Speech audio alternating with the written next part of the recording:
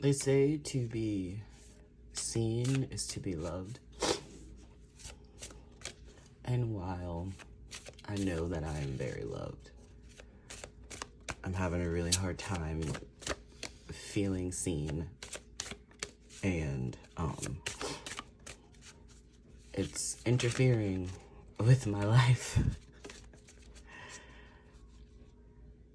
And I'm gonna unpack that with tarot and on camera, so I feel seen. I'm just gonna start by asking, what shadow aspect am I integrating right now? What shadow aspect am I integrating right now? Gilded regret coming out. Interesting.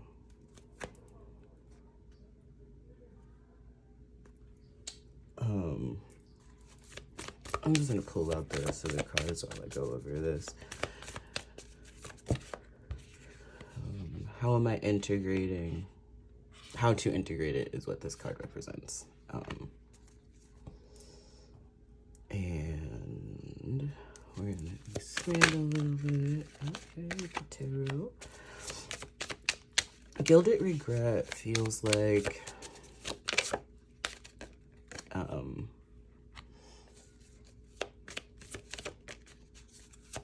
it's giving me Five of Pentacles energy, where maybe I'm choosing to see things the way that I'm seeing them now. And I definitely have been exploring perspective and all that stuff, and changing your perspective, and how, yeah, with the Hermit card under the deck, that's been coming out a lot for me. Aggressive independence comes up. But we're gonna start here with the Gilded Regret. This is from the Dark Mirror Oracle deck. These cards have a sentence to kind of sum up what the card is about in different stages. And this stage is bargaining, and that's kind of the energy that I'm getting. It says, I feel like living in the past. Please give me 5 more minutes to linger. And it says, memories are like floating underwater, safe, warm, and murky. Yet they held the scent of death. And it really, and like the last sentence, because this card's come out for me before, sorry, it says, the very last thing I want to read, the drain of our energies or our options we missed, things we lost, changes we fled. It's like staying in the twilight of conscience and the blessed state of those 5 minutes between the time the alarm rings and when you actually have to wake up. Like little kids, between the time mom calls and the time we need to wake up and run.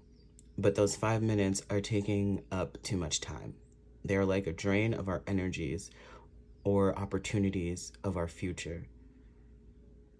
The ifs are now gone. Whatever has been already, isn't it?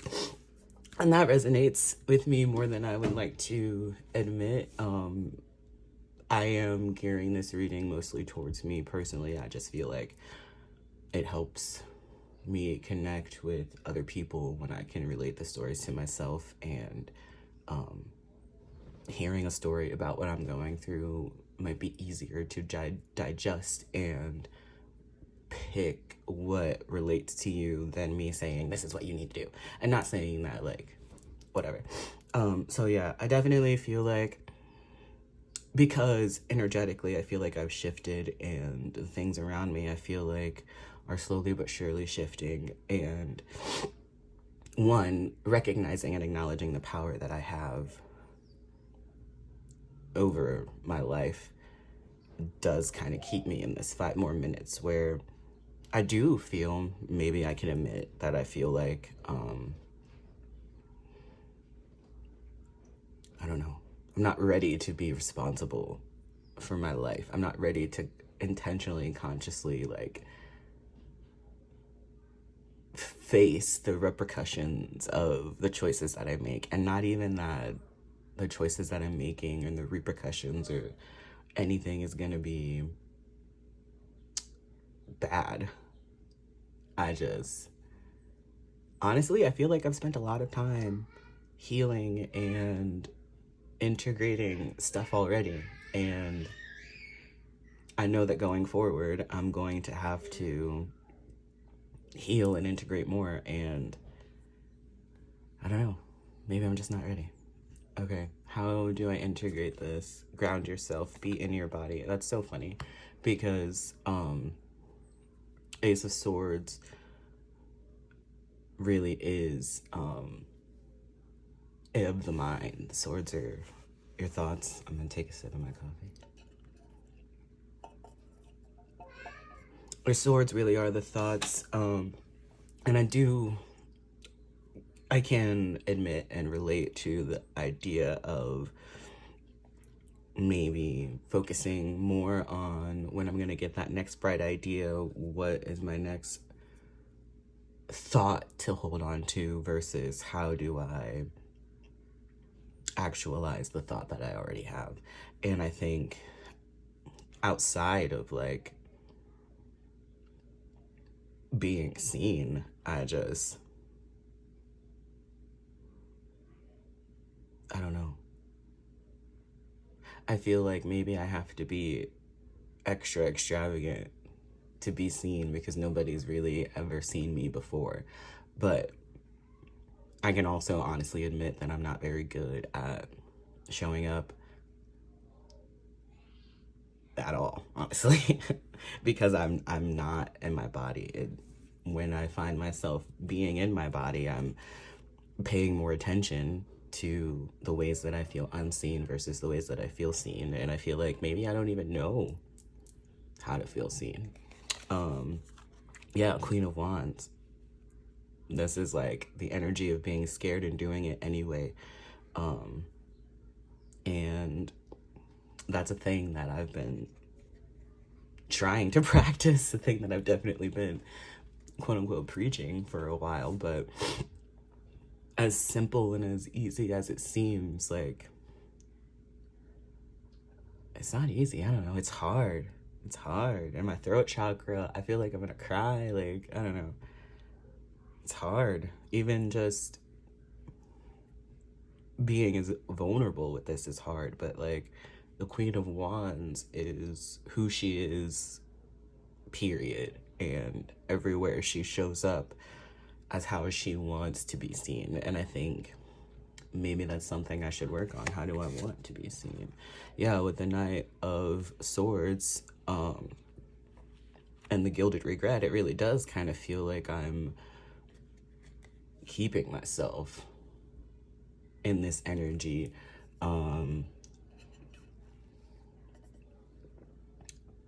out of familiarity, because it's not comfort. Like, I'm not comfortable here. This isn't fun. It really is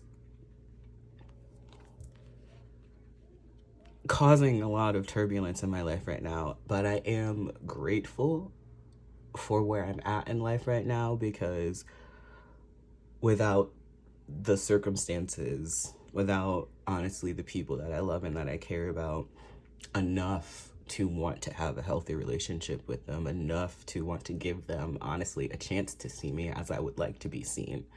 I never really had that before. It was always just, I don't care. Don't see me. Close your eyes. Bye. I don't care. But excuse me, that doesn't work for me now. So now I'm forced to, and I feel like I can admit and relate to feeling like I'm stuck in a cycle, like I'm repeating a cycle, like I'm stuck in a loop versus expanding, recognizing my chances to expand. And this is something that I talked about recently too, where like it's not a repeating cycle.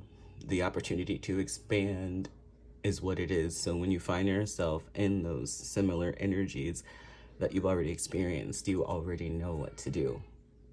And if you didn't do things the way that you wanted to do them the last time this energy arose, or whatever, how you ever want to say it, you just try something differently this time. And I think, too, I personally have a hard time being so serious, making everything so serious. Yeah, with the Seven of Pentacles and the Queen of Cups, I just feel like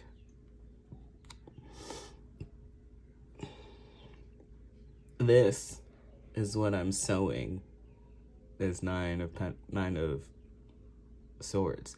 Whether intentionally or not, it's what I emotionally am experiencing. It's where my emotions are pulling. And I know that it's easier to go from extreme emotion to indifference to happiness, but indifference is not... Sorry, there's a train.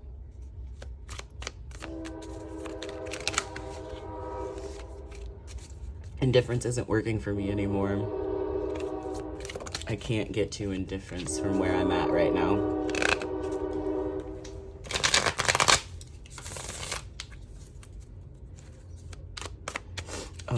This is the Happiness Tarot. I do want to ask, where can I find happiness while I'm integrating this shadow? Let me just get this up a little bit.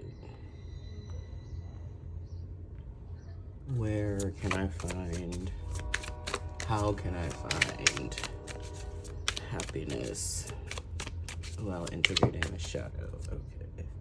And I got the Nine of Wands underneath the deck, and I'm going to take that because, and the Devil too, because it fits. Yes, to a good offer with the Four of Cups. And this was the first card that I wrote the little thing on because it was coming out for me personally a lot when I first got this deck. And the Page of Wands. So I'm going to go in and see what the specific message is for.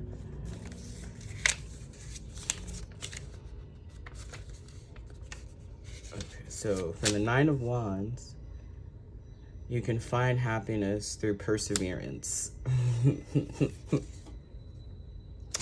The Devil, you can find happiness by breaking the chains that bind you. This is so annoying. And the Page of Cups, you can find happiness by maintaining your optimism. That's so annoying because I kind of already knew what the cards were going to say. They've been saying the same thing. And I honestly feel like sitting down and doing this reading instead of literally doing anything else that I would have done or could have done, was me expanding on this opportunity, even though it's really uncomfortable and emotional, and it's really uncomfortable for me to sit with, but I understand how important it is to sit with it. And I also understand and try not to hold myself not responsible, because I don't know, but not responsible, but accountable, if that makes sense. I don't blame myself for being bipolar and having ADHD, but I do accept and understand the fact that when I'm not taking my meds, I am not my best, greatest self, and I don't want to be seen when I'm like that. So that's even another thing, a way for me to expand, honestly, on this, because this is definitely a cycle that I feel like I've been repeating, but here I am, expanding, and honestly, now I feel like I'm kind of excited for the next opportunity to show up in the way that I want to show up. Okay, so I'm gonna close this out with an inner child affirmation, because I feel like healing your inner child is the secret sauce. It's the secret to life. So we'll take this one. It says, I am brilliant. A divine energy is in me and around me. I'll take these ones too. I am one with life. I learn from everything around me. I am healthy. I trust my body's wisdom. And I am balanced. I live in harmony and joy with others. Those are... Honestly, affirmations only work if you emotionally feel them, if you emotionally believe them. Saying empty things into a mirror is not going to change your reality. You honestly really have to work to change the way that your brain works. And being bipolar and having ADHD and all of the trauma associated with being the firstborn daughter, like, I don't know, all of it, everything feels kind of like it's stacked against me. But I'm choosing to alchemize my situation. I don't want to be stuck feeling like everything sucks. I don't want to be stuck feeling like I'm invisible and that I'm stupid and I'm separate and I don't know anything. And anyway, that's me unpacking this and making a promise to keep expanding so I don't keep feeling stuck.